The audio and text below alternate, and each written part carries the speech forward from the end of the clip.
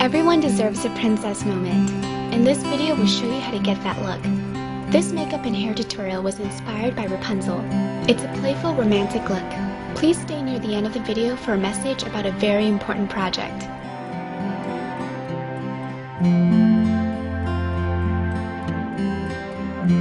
We're going to start out with a pink champagne color all over the lids, and a matte brown eyeshadow on your crease.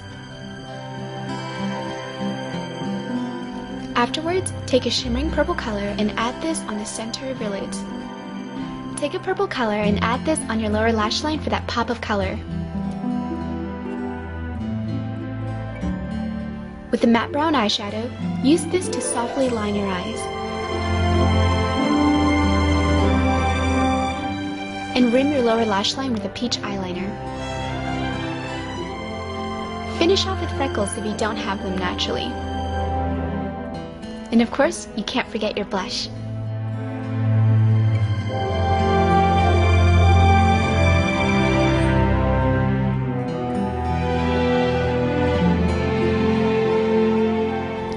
Finish off with a pretty pink lip color for that sweet look.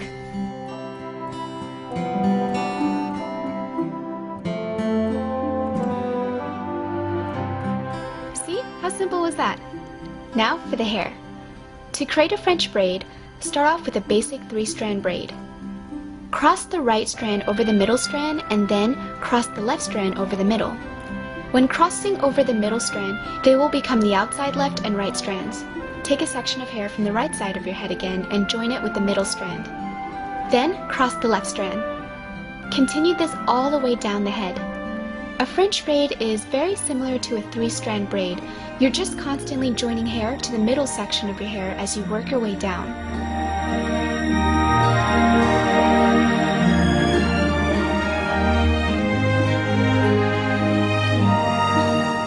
When you get to the bottom, you'll finish with a 3-strand braid again.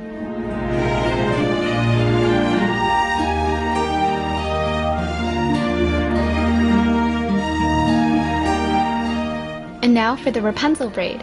To create this Rapunzel braid, take 3 colored strands of ribbon and glue different colored flowers to them.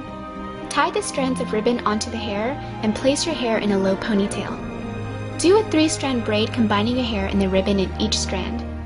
When you get to the bottom of the braid, use a hair tie to keep the braid in place and tie the ribbon around the hair tie for a finished look.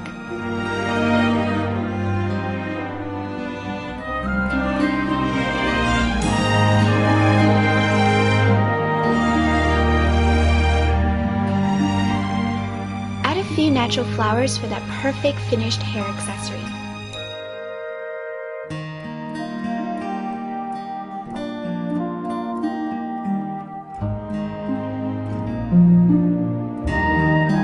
And now you're finished. This is a beautiful look to wear to parties, picnics, and outdoor events. We hope you enjoyed this tutorial. Please check out Krista's channel. And of course, good luck!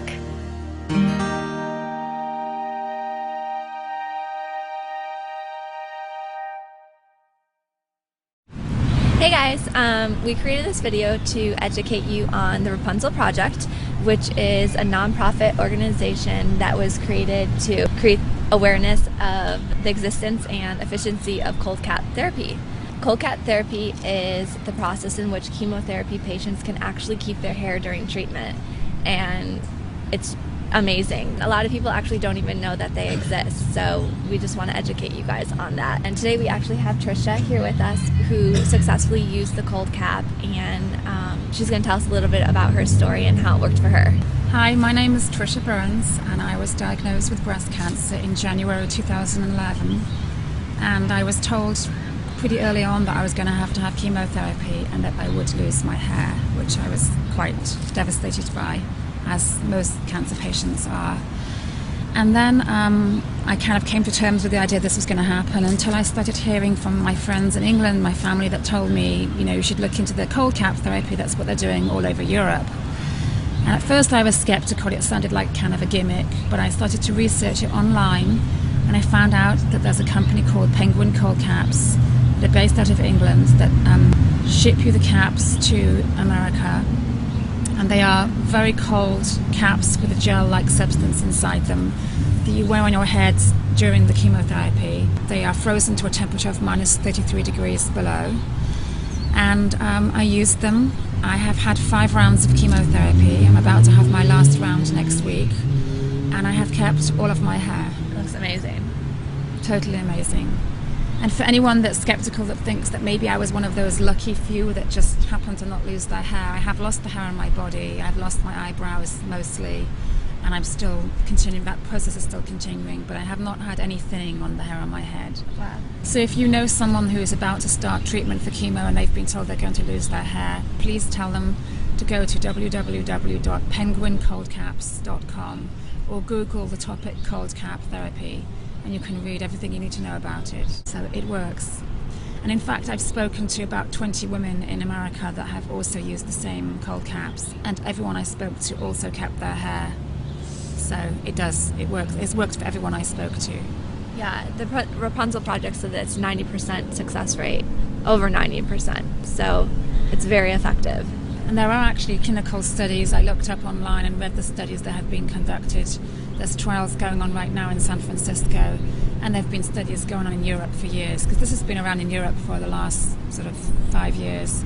And it's quite commonplace there, but for some reason oncologists are not telling patients about it, or not enough of them are.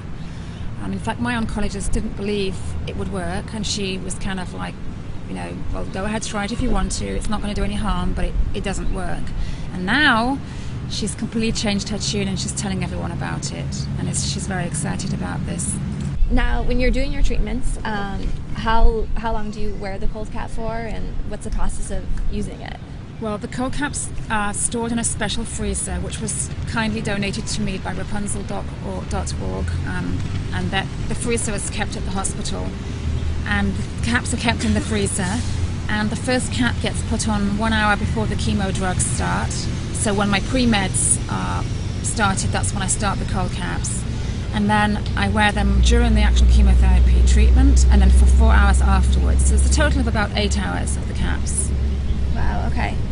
And the Rapunzel project, I believe, is trying to get, their main goal is to try and get more freezers into more hospitals. Right. Because there's only a few that carry it right now. Yeah, that was my biggest challenge, was actually getting UCLA Santa Monica to get to accept the freezer. And I had to, persuade them that there was a good chance this was going to work. I think they too were very skeptical, but now they've seen it work. There's 2 patients, myself and another lady, that shared the freezer, and both of us have kept all of our hair.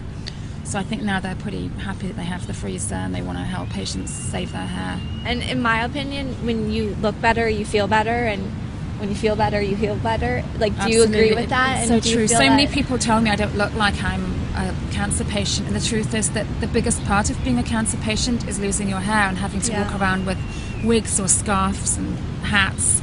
And I don't look like a cancer patient, and I don't feel like a cancer patient. And I think that's been a big help in my recovery of handling the chemo. Yeah. So I guess our biggest thing with this is we just want to educate as many people as possible. I'm a hairstylist here, and I personally do not want to shave one more person's head. And so I think it's really important that we just spread the word and let people know that there are options out there. The doctors may not educate you in them, and so I think it's really important that we're personally educated ourselves. Well, Tricia, thank you so much for joining us and sharing your story. You're welcome. We're going to go ahead and link all the websites and links below so that you guys could do a little bit more research, and Tricia's blog as well. Bye, guys. Bye. Thank you.